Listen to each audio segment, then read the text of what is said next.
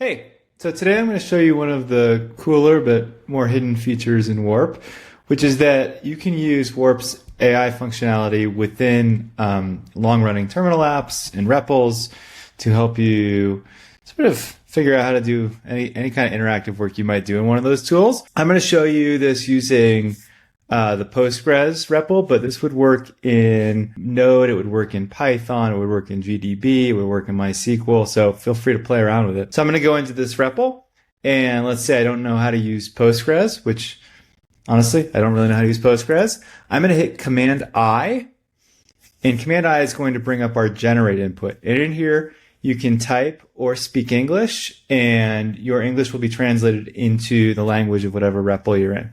So here I'm going to be like, show me all tables, and you'll see this translates to this TT command. I'm going to do show me our users table and our teams table.